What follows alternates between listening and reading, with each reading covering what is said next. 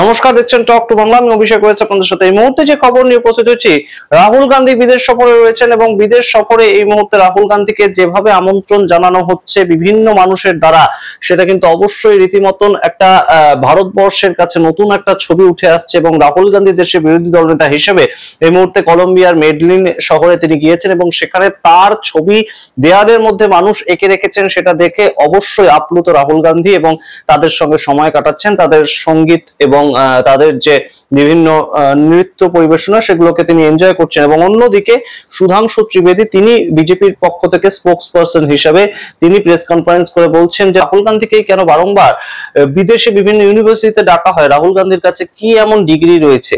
এই ডিগ্রির কথা যখনই বিজেপির বিভিন্ন কার্যকর্তারা বা স্পোকস পার্সন বলেন, তখনই আমাদের একটাই কথা মনে পড়ে যায় যে বিজেপির যে সর্বোচ্চ নেতৃত্ব বর্তমানে, তার ডিগ্রি নিয়ে বিভিন্ন সময় বিভিন্ন বিভ্রাট দেখা দেয়। এবং সেই ক্ষেত্রে বিজেপিকে এই ধরনের প্রশ্ন করতে পারে।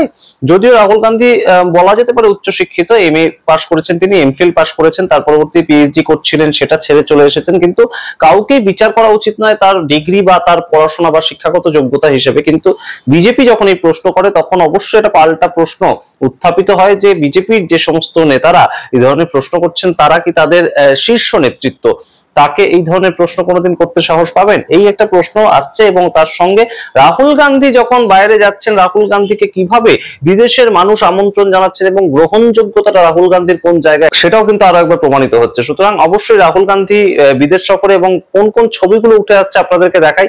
রাহুল গান্ধী এই মুহূর্তে কলম্বিয়ার মেডলিন শহরে সেখানকার মানুষজনদের সঙ্গে কথাবার্তা বলছেন। এবং এই শহরের কথা আপনারা হয়তো আগে শুনে থাকবেন যে এখানে সন্ত্রাসের একটা বাতাবরণ ভয়াবহ ভাবে বহুদিন ধরে ছিল। এবং সেই সন্ত্রাসের বাতাবরণ কমে আসা অবস্থাতেই রাহুল গান্ধী সেখানে গিয়ে সেখানকার মানুষদের সঙ্গে কানেক্ট করছেন এবং সেখানকার বিভিন্ন ইউনিভার্সিটিতে তিনি বক্তব্য রাখছেন। এবং সেখানে রাহুল গান্ধীকে যেভাবে আমন্ত্রণ জানানো হচ্ছে, সেখানকার সাধারণ মানুষ একদম স্প্রে পেন্টিং এর মাধ্যমে, রাহুল গান্ধী আপনারা দেখতে পাচ্ছেন যে একটা পেন্টিং করার চেষ্টা করেন, কিন্তু রাহুল গান্ধীর আঁকা খুব একটা ভালো নয়, সেটা প্রমাণ হলো। এবং সেই জায়গা থেকে তিনি একদম মানুষের সঙ্গে মেশার চেষ্টা করছেন, তিনি ফটো ক্লিক করছেন বিভিন্ন জায়গায় গিয়ে, সংস্কৃতির সঙ্গে নিজেকে মানিয়ে নেওয়া এবং সংস্কৃতিটাকে উপভোগ করা, সেই ছবিটাই উঠে আসছে। এবং অন্যদিকে রাহুল গান্ধী তার যে ভারত জোড়ো ন্যায় যাত্রা, সেখানকার দুটো ছবি সেখানকার মানুষ এঁকেছেন সেখানকার দেওয়ালে, সেটা কিন্তু অবশ্যই একটা বড় ব্যাপার। এবং এর আগে পর্যন্ত আমরা দেখতে পেতাম দেশের প্রধানমন্ত্রী নরেন্দ্র মোদী যখন বিদেশ সফরে যেতেন, সেখানকার মানুষ এইভাবে তাকে সমাদর করতো, এইভাবে তাকে গ্রহণ করতো। এবং রাহুল গান্ধী এই মুহূর্তে তার হাতে যে মশাল নেওয়া যে ছবিটা, যেটা ভারত জোড়ো ন্যায় যাত্রার সময় অত্যন্ত পপুলার হয়েছিল, সেই ছবিটা আঁকা হয়েছে দেওয়ালে। এবং সেখান থেকেই রাহুল গান্ধী অর্থাৎ প্রতিবাদ, রাহুল গান্ধী মানেই আন্দোলন, রাহুল গান্ধী মানেই মশাল, এই ছবিগুলো কিন্তু বারংবার উঠে আসছে। এবং সেখান থেকেই এই মুহূর্তে যে বিষয়টা তাৎপর্যপূর্ণ হয়ে উঠছে যে বিজেপি কিন্তু এই মুহূর্তে বেশ খানিকটা ভয়ে রয়েছে। তার কারণ আপনাদের একটা প্রেস কনফারেন্স শোনাই। সুধাংশু ত্রিবেদী তিনি একটি প্রেস কনফারেন্স করেছেন এবং প্রেস কনফারেন্সে তিনি যে কথাটা বলছেন, সেখান থেকে কিন্তু পরিষ্কার যে রাহুল গান্ধীর যে হাইড্রোজেন বোম তিনি যে একদম ইলেকশন নিয়ে করবেন বলেছেন, ইলেকশনে ভোটের কারচুপি নিয়ে করবেন বলেছেন, সেই বিষয়গুলো নিয়ে কিন্তু বিজেপি বেশি চিন্তিত। রাহুল গান্ধী যত না বেশি চিন্তিত। রাহুল গান্ধী দুটো প্রেস কনফারেন্স করেছেন, প্রথমটা হচ্ছে 7ই আগস্ট, দ্বিতীয়টা হচ্ছে 18ই সেপ্টেম্বর। এবং এই দুটো প্রেস কনফারেন্সের মাধ্যমে আমরা দেখতে পেয়েছি যে ভারতীয় জনতা পার্টিকে বারংবার প্রেস কনফারেন্স করে তার উত্তর দিতে হয়েছে। এবং ইলেকশনকে 18ই সেপ্টেম্বরের যে প্রেস কনফারেন্স, তার পরবর্তী যেটা করতে আমরা দেখলাম যে ভোটের যে নাম ডিলিশন হয় এবং তার সঙ্গে নাম অ্যাডিশন হয়, যে কোনো ক্ষেত্রে নিয়মটা বদলাতে হলো, তাদেরকে নিয়ম বদলাতে হলো। এবার থেকে আধার কার্ডের সঙ্গে যদি ভোটার কার্ড না যুক্ত থাকে এবং আধার কার্ডের সঙ্গে যে মোবাইল নাম্বার যুক্ত থাকবে, সেইখানেই একমাত্র ওটিপি এসে পৌঁছাবে, তা না হলে ভোটার কার্ড থেকে কারোর নাম বাদ দেওয়া যাবে না। এই যে নতুন নতুন নিয়মগুলো আসলো, এগুলোর মাধ্যমে কিন্তু কোথাও গিয়ে একটা ভ্যালিডেশন পেল রাহুল গান্ধীর অভিযোগ, এবং সেটাই কিন্তু দেশের ওয়াকিবহাল মহল মনে পড়ছে। সেই জায়গায় দাঁড়িয়ে এই মুহূর্তে বিজেপি কি কোথাও গিয়ে হাইড্রোজেন বোম সেটাকে নিয়ে শঙ্কিত? সেটা কি বেনারস এই যে ক্ষেত্রটা, এই যে ইলেকশন ক্ষেত্রটা, লোকসভা কেন্দ্রটা, সেটাকে নিয়ে এই হাইড্রোজেন বোম আসবে তেমন কোনো খবর পলিটিক্যাল মহলে ছড়িয়ে আছে? এই বিষয়গুলো কিন্তু উত্থাপিত হচ্ছে। এবং সেখান থেকেই এই মুহূর্তে আপনারা আগে শুনুন যে সুধাংশু ত্রিবেদী যে প্রেস কনফারেন্স করে বক্তব্যগুলো রাখলেন, তার পরবর্তীতে আমরা আবার আসছি বিস্তারিত ব্যাখ্যায়। मैं पूछना चाहता हूं कि ये फॉरेन में जाकर बोलने वाले राहुल गांधी जी को फॉरेन की ये चीजें नजर क्यों नहीं आती?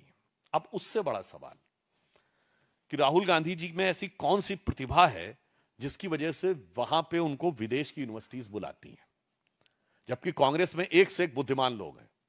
चिदम्बरम साहब अभिषेक मनु सिंघवी, शशि थरूर, मनीष तिवारी और बहुत सारे लोग हैं जो अपने अपने विषयों के विशेषज्ञ हैं।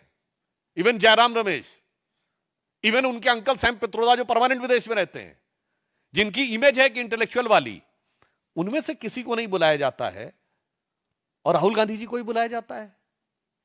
इवन भारत में भी किसी यूनिवर्सिटी में उन्हें नहीं बुलाया जाता है।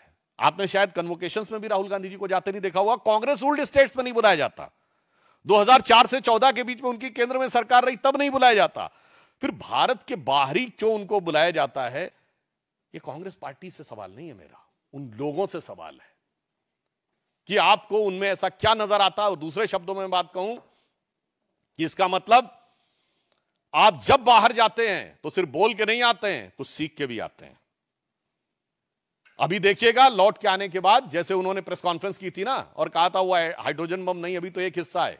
तब लंकावी मलेशिया गए थे, जितना हिस्सा बताया गया होगा उतना लेके आए। अब जितना कुछ और बताया जाएगा, संभावना है उसको लेके आएंगे, क्योंकि इस ढंग की चीजें मैं नहीं कह रहा हूं, मैं सोशल मीडिया में और पब्लिक मीडिया में अवेलेबल है। राहुल गांधी से पूछना चाहता हूं कि जो कुछ बोला गया है ये सच है क्या? अगर सच है तो आपने दुनिया में कौन सी इंजीनियरिंग की यूनिवर्सिटी से आपने पढ़ा है?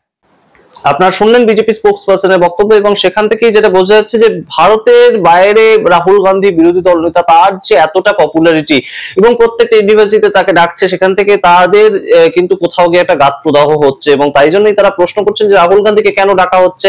রাহুল গান্ধীকে তো ভারতবর্ষে কোনো ইউনিভার্সিটিতে ডাকা হয় না।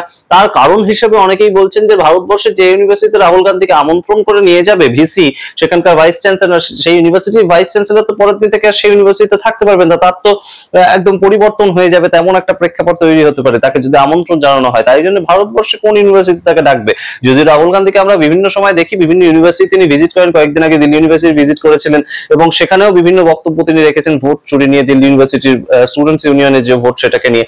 সুতরাং বিভিন্ন সময় রাহুল গান্ধী মানুষের সঙ্গে কানেক্ট করেন বিভিন্ন ভাবে, কিন্তু তাকে ভারতবর্ষে কোনো ডাকা হয় না। কেন বিদেশি ইউনিভার্সিটিতে ডাকা হয় সেই সম্বন্ধে এখন ভারতীয় জনতা পার্টি বক্তব্য রাখতে শুরু করেছে। এবং আপনাদেরকে বলে রাখি যে হাইড্রোজেন বম, যেটাকে নিয়ে রাহুল গান্ধী রীতিমতন এই মুহূর্তে 1 সেপ্টেম্বর কথাটা বলেছিলেন যে আমরা তৈরি হচ্ছে, আমরা প্রস্তুত হচ্ছে, 18 সেপ্টেম্বর আরো বেশি ভাবে সেই ইঙ্গিতটা দিয়েছেন যে আজকে যে প্রেস কনফারেন্সটা করছে সেটা হাইড্রোজেন বম নয়, সেটা অবশ্যই আসবে এবং তাই জন্য আমাদের কিছুটা সময় নিতে হচ্ছে। কিন্তু এই মুহূর্তে যেটা গুরুত্বপূর্ণ বক্তব্য, যে বেনারস যে কেন্দ্রটা, বেনারসে যেখান থেকে নরেন্দ্র মোদী এমপি হয়ে তার পরবর্তীতে তিনি একদম সরাসরি দেশের প্রধানমন্ত্রী হিসেবে নির্বাচিত হয়েছে, বেনারস কেন্দ্রটাকে নিয়ে কি কোথাও গিয়ে এই মুহূর্তে ভুয়ো ভোটার কিংবা নতুন ভোটার অ্যাড করা, সেই সমস্ত বিষয়গুলো উঠে আসবে?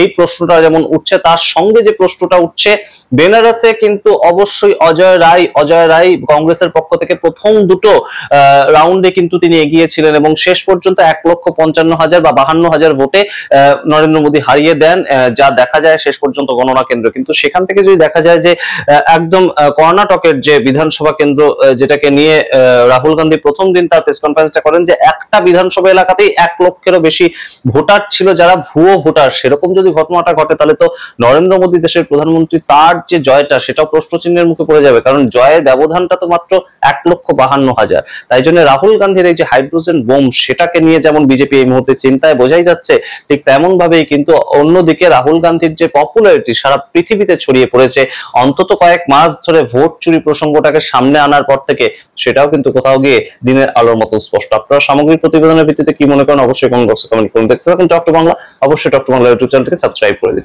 ধন্যবাদ।